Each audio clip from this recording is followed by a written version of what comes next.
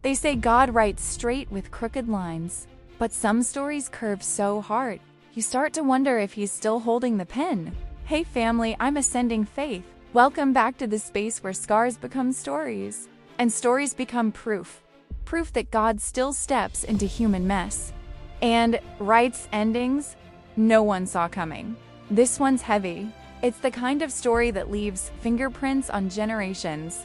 Two baby girls nobody wanted to claim. Two powerful families so loyal to reputation, they forgot about blood. An old black woman with nothing but faith. A spare room, and knees calloused from prayer, and a God who took abandonment, racism, and shame, and spun it all into a double portion of purpose. If you've ever been rejected, mislabeled, thrown away, this story is yours too. So settle in. This is the Daughters of Grace. Before we dive in, go ahead and like this video and help more people find stories that heal. Share it with someone who needs a reminder that God still redeems. Comment below and tell me where you're watching from and how this story hits your heart. And of course, subscribe and hit that notification bell so you don't miss the next moment of faith, hope, and restoration.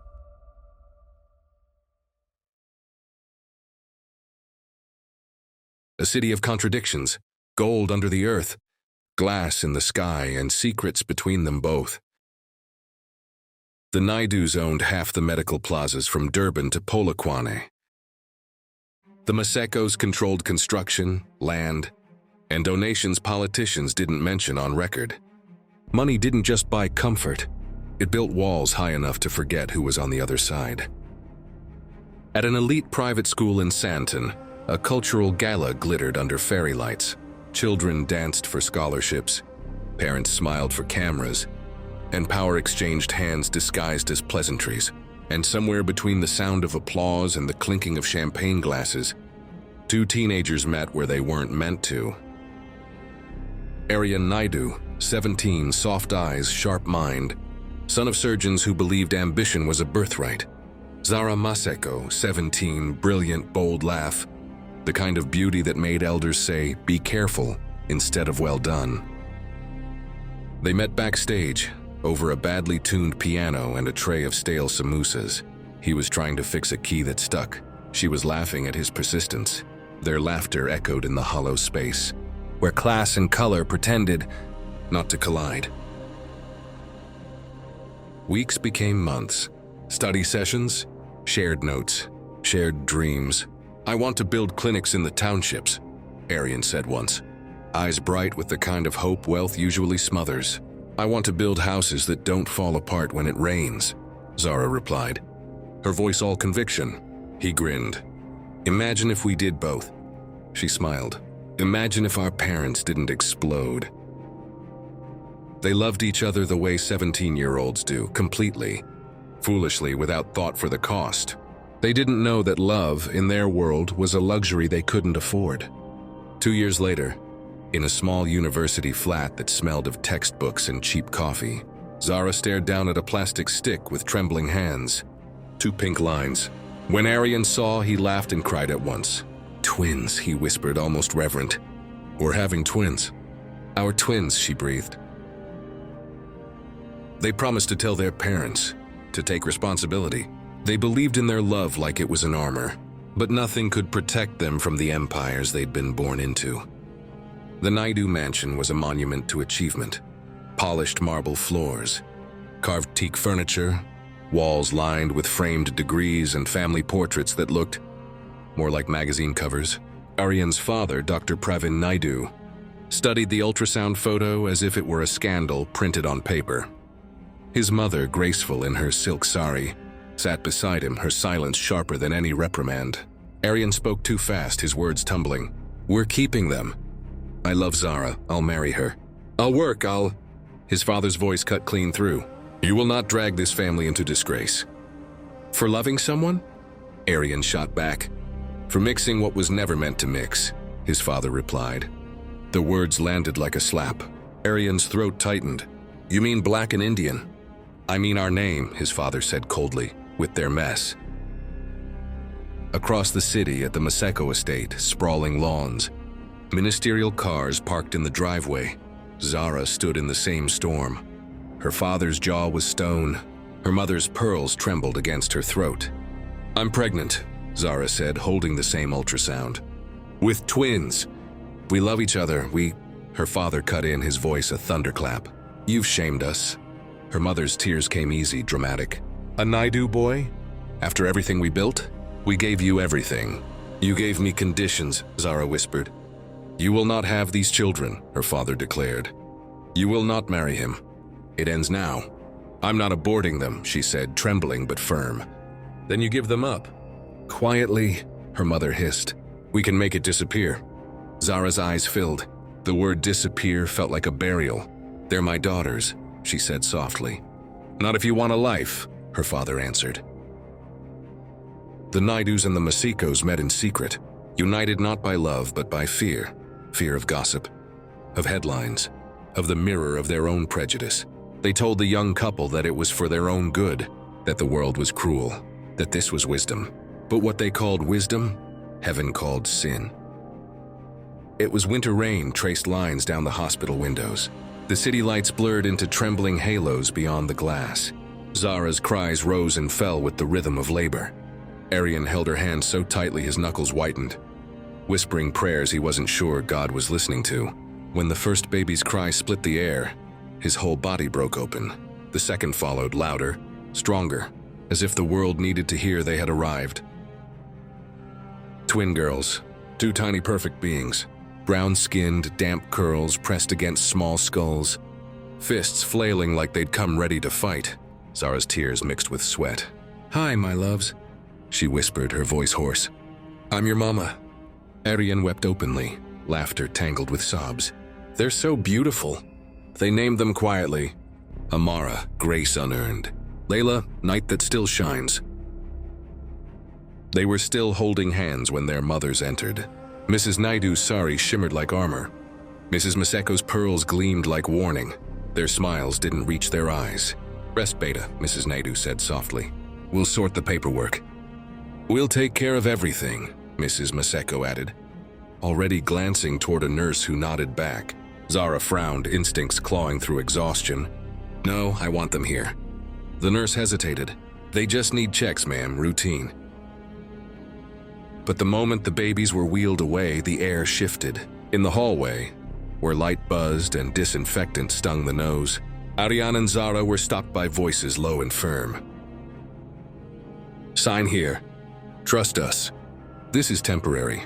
You're too young. You're saving them." Ariane's pulse pounded. "We said we're keeping them." His father's voice cut through. "You're keeping nothing but shame. Sign." Mrs. Maseko's whisper carried more venom than volume. "If you love those children, you'll let us protect them." Protection, such a polished word for theft. Through exhaustion, confusion, and drugs meant to help her rest. Zara's signature trembled onto a form she didn't understand. Ariane's joined it under duress. The lines between consent and coercion vanished in ink. Hours later, Zara woke screaming. "Where are my babies?" A nurse avoided her eyes. Another murmured something about complications. Zara's breath came in sharp bursts. "Oh, I heard them cry. I held..." A needle slid into her arm. The world folded in on itself. By dawn, silence hung in the room like a curse. In another part of the city, under flickering fluorescent lights, a government nurse signed in 2 newborn girls. Abandoned, the form read. No known parents, but Heaven's registry said otherwise. They had been taken, not lost. Hidden, not forgotten, because God never misplaces what he's written. Soweto the same winter. The air smelled of rain, on tin and paraffin from stoves that fought to keep out the chill. Ruth Mokoena was 58 and tired in her bones. She'd scrubbed floors in other people's homes for 30 years, raised their children, folded their dreams into wardrobes she'd never afford. Now widowed and childless, she volunteered twice a week at a children's home that smelled of powdered milk and prayer. The social worker came in with a plastic cot. "These are the twins," she said softly. "No one's claimed them. We'll try placement, but..." Her voice trailed off. Hope was a scarce commodity here. Ruth looked down. Two tiny girls lay side by side, blinking at her with wide, unknowing eyes. One had a faint birthmark near her left eye. The other gripped her sister's hospital bracelet in her tiny fist. Ruth's heart lurched. "Haunentomba Zanami, my little girls," she murmured. The social worker smiled gently. "You don't have to." "I know," Ruth interrupted. "But what are their names?" "None given," the woman said. "Just baby A and baby B." Ruth clicked her tongue. "Letters are for male, not for people." She pointed at the first child. "You are Amara, Grace. Then to the other, and you are Layla, night that still shines." The baby stirred as if answering. Ruth's eyes filled. "I'm old. I'm not rich. But I've still got love and a spare room. If God trusts me, I'll be their go-go." It took weeks, paperwork, interviews, skeptical questions from officials who couldn't understand why a cleaning lady wanted more mouths to feed. But Ruth's faith was older than bureaucracy. One afternoon, she walked out of that office with both babies wrapped in donated blankets. The city's noise receded. The world had shrunk to 2 small heartbeats against her chest. Her home was humble. 1 bedroom, a leaky roof, a stove that wheezed when lit. But the crib, second-hand and decorated with hand-stitched hearts, sat beside her bed like a promise. That night she knelt on aching knees. "Father," she prayed, her voice trembling. "They said no one wanted them. But I want them. You gave them. Help me raise them. Let their lives shame the devil and glorify you." Outside, the rain began again, steady, cleansing like a benediction. The city moved on, unaware that a miracle had just found shelter in a widow's house. Time passed like a hymn hummed under breath. Steady, ordinary, holy. Amara and Layla grew under Soweto's wide sky. 2 little whirlwinds with braids that caught the sun. They filled Mama Ruth's tiny yard with noise, laughter, shouts, and the rhythm of skipping ropes slapping against red dust. Layla was bold first, always leading, always talking. Amara followed quieter. Her curiosity deep as wells Ruth couldn't see the bottom of. Together they turned scarcity into adventure, tin spoons into microphones, cardboard boxes into castles, the cracked pavement into a kingdom. Ruth worked 3 cleaning jobs some weeks. Her knees ached, her hands stiffened with age. But every morning before dawn, she'd lay her palms over the girls' sleeping heads and whisper, "Jehovah Jireh, you are their father too." And somehow there was always enough. Enough porridge, enough soap, enough joy. One dusty afternoon when the girls were 6, the mailman shouted from the gate, "Mama Ruth, registered letter for you." She wiped her hands on her apron, signed the paper, and squinted at the envelope. "Lotto Commission of South Africa. Hypo," she muttered. "I don't play lotto." Except, she remembered, once long ago, a ticket folded in her Bible, slipped there by a co-worker who'd said, "You never know, Mama Ruth." She opened the letter, numbers, dates, an official seal. That night she showed the paper to her pastor, certain it must be a mistake. He stared, then grinned wide enough to show every missing tooth. "Mama Ruth, it's no mistake. You've won. After tax, a lot." Ruth sank into a chair. "Lord Jesus, you're full of surprises." The next weeks blurred into miracles made practical. A new tin roof that didn't leak. Proper beds for the girls, pink and purple, each with a mosquito net like a princess canopy. Fresh uniforms for a good Christian school in Orlando West. Ruth sitting in a modest bank, her headscarf crisp, telling a financial planner, "Trust funds for their education. I don't want greed. I want security." The financial advisor blinked, taken aback by her calm command. Ruth refused luxury. "I just need a safer street and a gate that closes," she said. So they moved 2 streets over. Same township. Same church, just less danger after dark. When the excitement faded, Ruth still knelt every night. "Jehovah Jireh, you saw what I couldn't see. You knew their journey would be long. Thank you for going ahead of them." One evening, the twins tiptoed into her room. Go, pray with us," Layla said. 3 heads bowed on 1 pillow. 3 voices wove through the small house like incense. Ruth opened her eyes afterward and saw the girls' faces glowing in candlelight. She smiled through tears. "The rich threw you away," she whispered. "But heaven wrote your names on its heart. And God, he funds his promises." Outside, the township hummed. Dogs barking. Taxis blaring, people arguing over soccer scores. Inside, 3 generations of miracles breathed in rhythm. While Amara and Layla grew, Arian and Zara did not move on. Grief had aged them too quickly, carving lines into faces that should still have been young. They stayed together through sheer ache, the kind of love that limps but refuses to die. At first, they searched quietly. They went to the hospital, met polite nurses with downcast eyes, heard the same phrase over and over: records missing, system failure, complications. Zara knew a lie when she heard one. "Someone's hiding something," she said, voice shaking. Her mother refused to meet her gaze. Her father told her to let it go. "God's will," Mrs. Maseko said, turning away. "Don't use God to cover your cruelty," Zara snapped, her anger finally finding shape. Arian's father offered logic instead of empathy.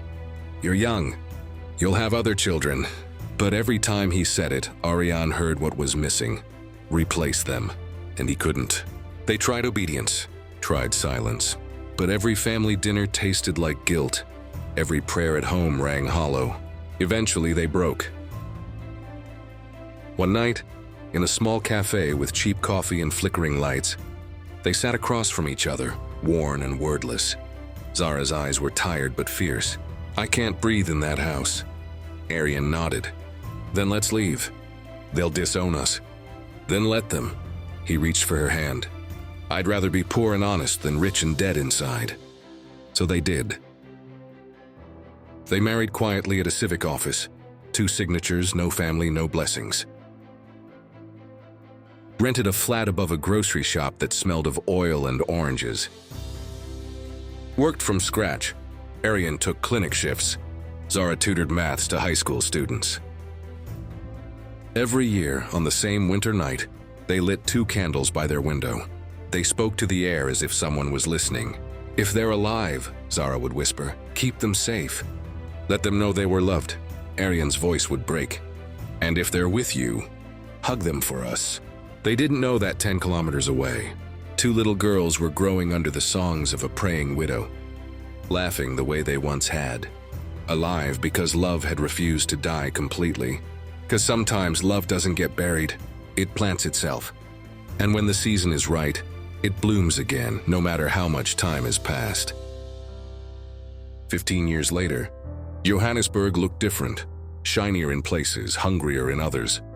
The skyline had climbed higher, the gap between the rich and the desperate wider.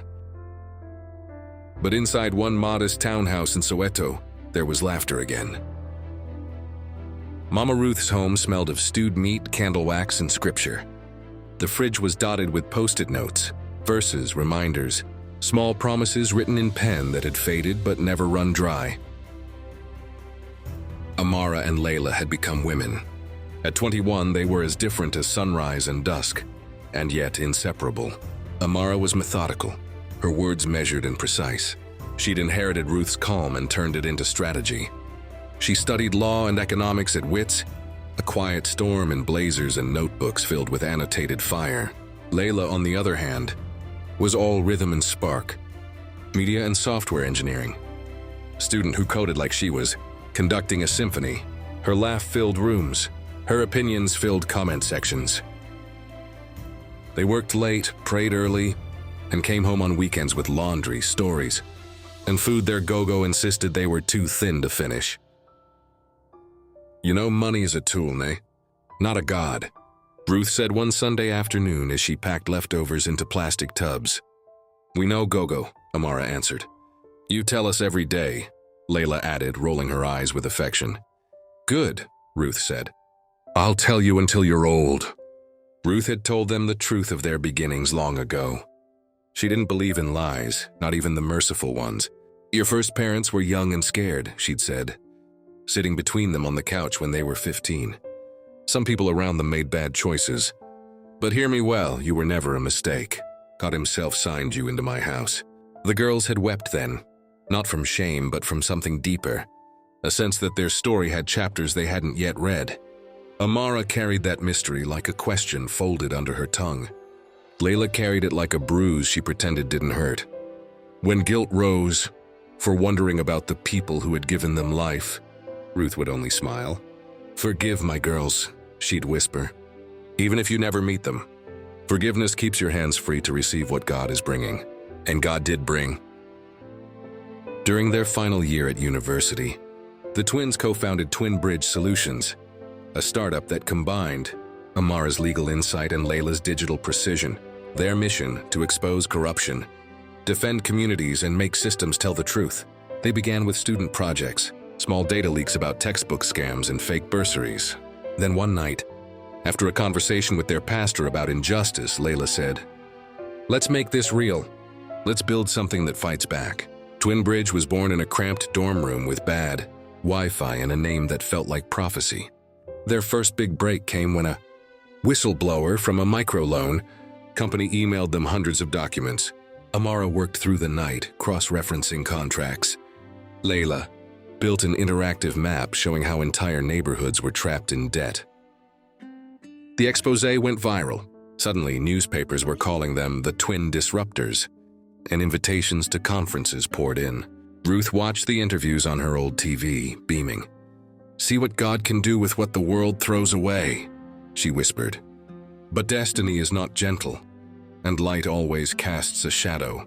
Because while Twin Bridge rose in the public eye, the same two surnames that had once buried their existence were still etched across Johannesburg's towers. Naidu Health Group, Maseko Developments. The past was waiting, patient disguised as opportunity. It started with two separate knocks on the same door. First, a coalition of community clinics. A weary doctor spoke for them, his voice rough with exhaustion. "We're being overcharged," he said.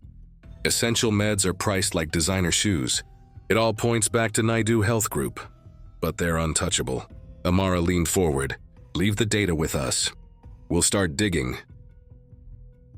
Then, 2 days later, another call came, this time from a tenants association in Alexandra. "Our buildings are falling apart," the representative said.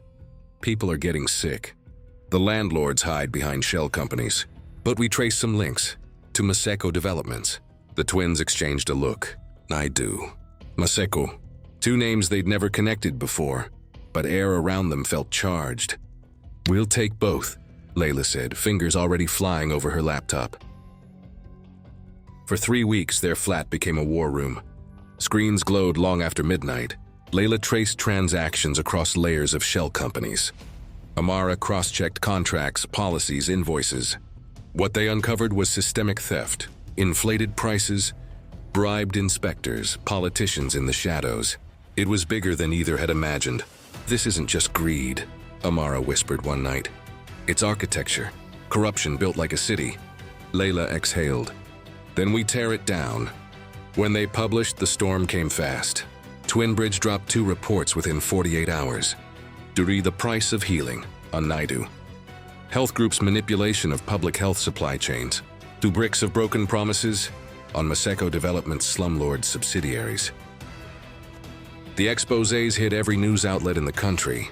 Headlines screamed, regulators scrambled, and 2 patriarchs, once untouchable, watched their names burn in real time.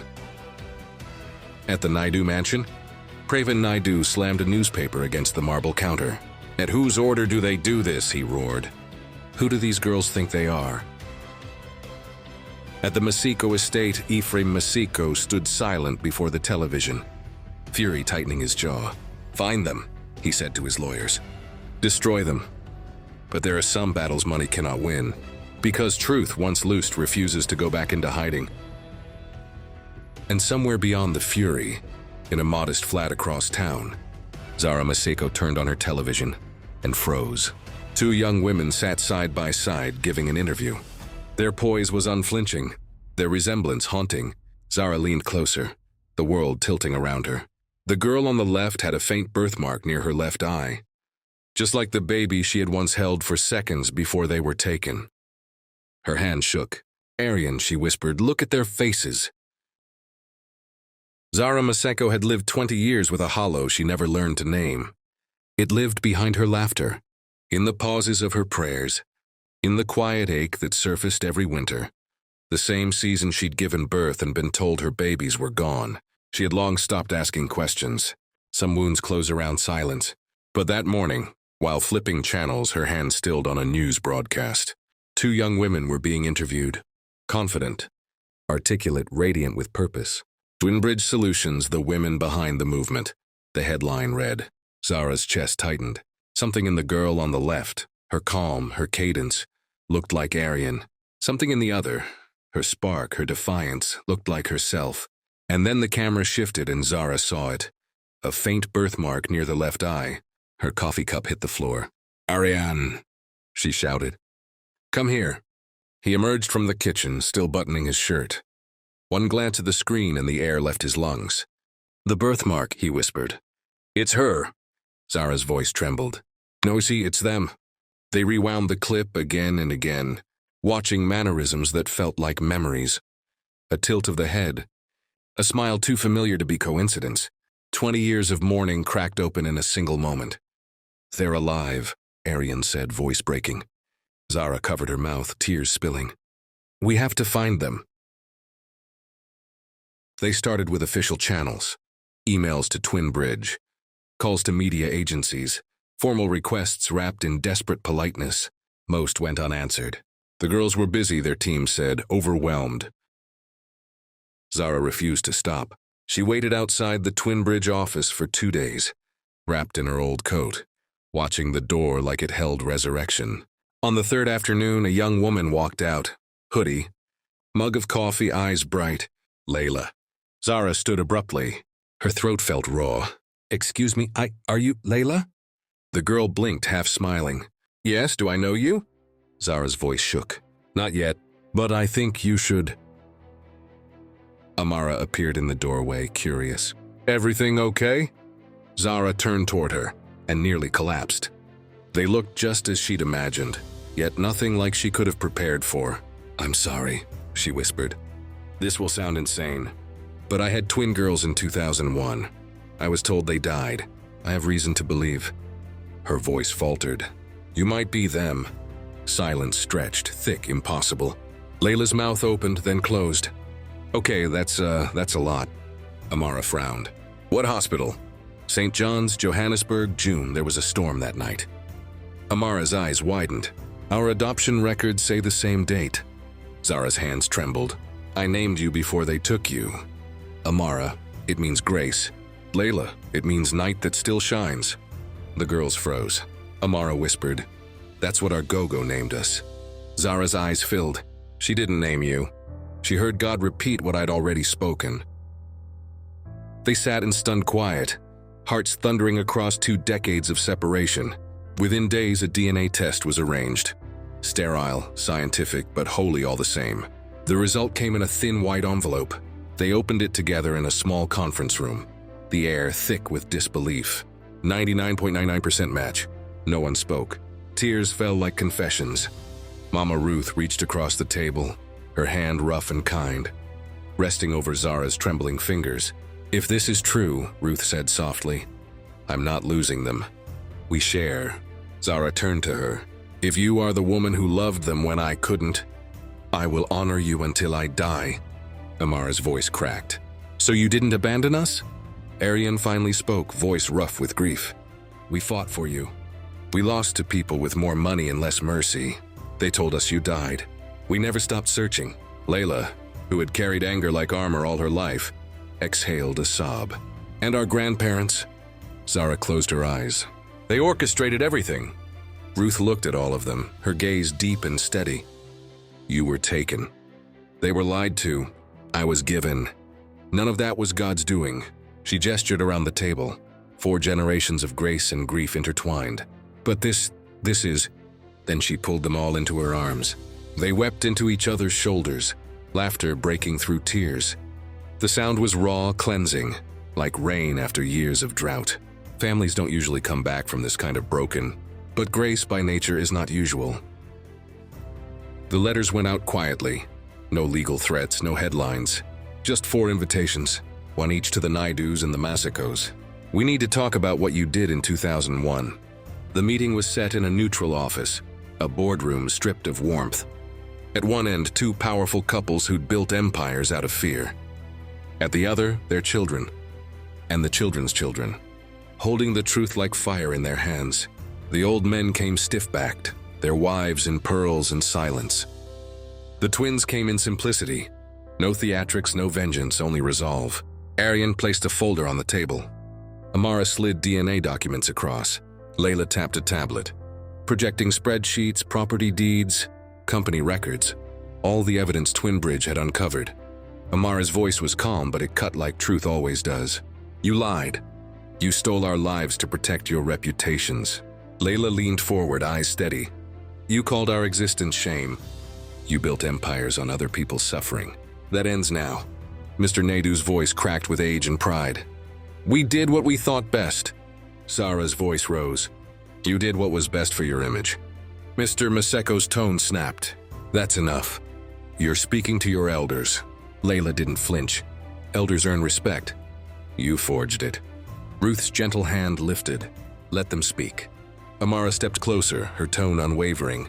You have a choice. Deny this and watch everything you've built collapse publicly. Or confess, step down. Use your wealth to repair what your greed destroyed. Hospitals, homes, scholarships.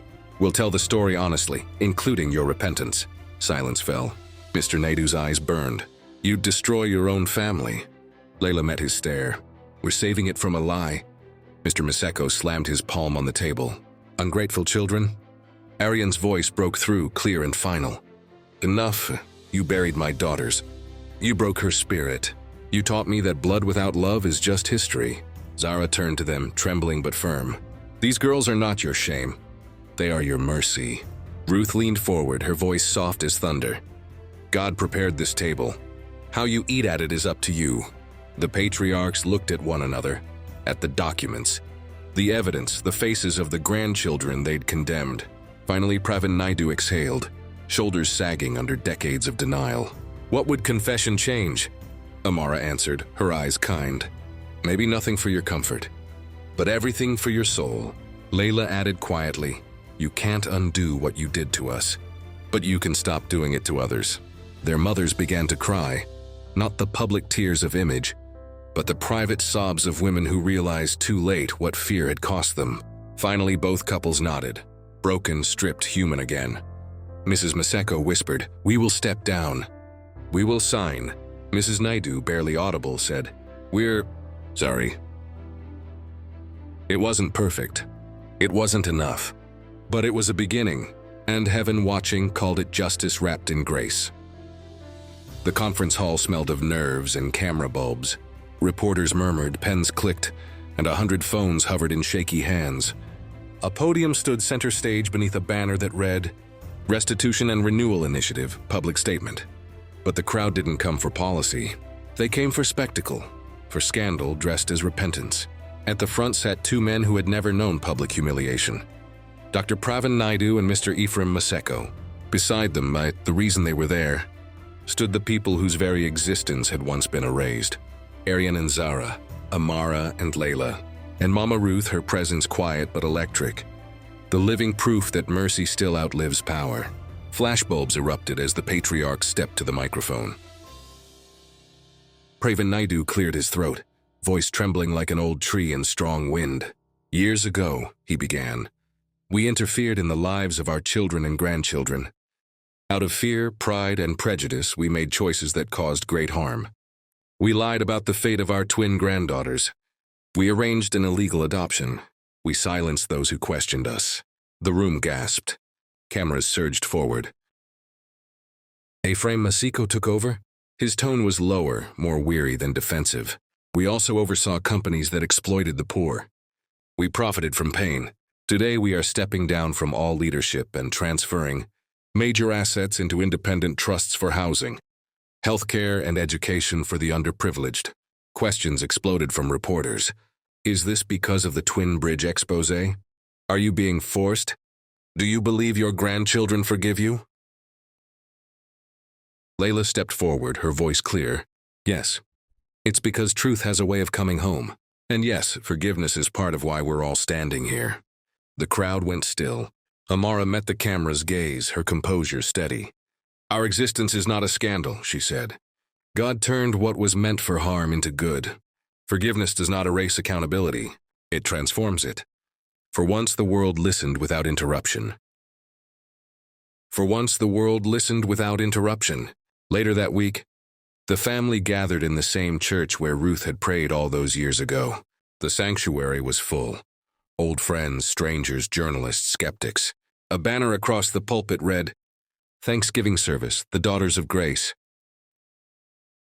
The pastor, a gentle man with a booming voice, stood before the microphone. Genesis 50:20, he read, You intended to harm me, but God intended it for good, to accomplish what is now being done, the saving of many lives. Ruth wept quietly in the front pew, her hands clasped around both twins. Amara squeezed her hand. Layla rested her head on her shoulder. The pastor continued, his voice rising, and Isaiah 61:7. Instead of your shame, you will receive a double portion, and instead of disgrace, you will rejoice in your inheritance. The congregation stood, hands lifted. Zara cried openly. Arian held her. Even the old men, humbled, hollowed by truth, bowed their heads.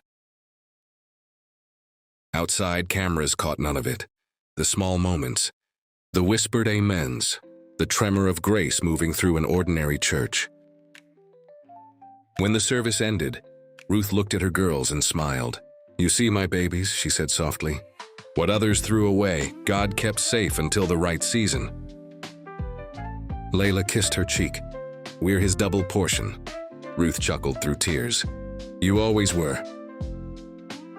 And for the first time in years, everyone in that family, the broken, the forgiven, the still healing, walked out into sunlight together. Not perfect, but whole. The story didn't end in that church. It began there. Months later, Amara and Layla expanded Twin Bridge. Their new focus, community partnerships and housing programs, underwritten by restitution funds, free legal aid for single mothers, medical clinics in the very townships Arian once dreamed of serving. They refused to brand their work as revenge. They called it restoration. Zara returned to university to finish her architecture degree. She began designing sustainable housing with her daughter's company. Arian opened a small clinic in Soweto, his first patients treated for free. Mama Ruth stayed in the same modest house she'd always loved. She didn't need mansions. Her wealth slept in the next room, laughing at God's goodness. Sometimes at night she'd sit by the window, a cup of tea in hand, watching the city lights tremble across the horizon. This is what he meant, she'd whisper. Beauty for ashes. On the twins' 23rd birthday, Ruth presented them with 2 small envelopes. Inside each was a handwritten note. Mara, you were born to bring justice where lies once lived. Layla, you were born to shine where shame tried to hide. Together, you are proof that what others abandon, God adopts. The sisters hugged her, tears streaming. Ruth just smiled, her eyes already fixed on heaven's horizon. Family, if this story moved you, if it reminded you that God still redeems what others discard, then hold this close. Your story isn't over. Your ashes are not the end. And the same God who wrote restoration over the Naidus and the Masekus is writing over you too. Before you go, like this video, it pushes this message of hope into places darkness thought it owned.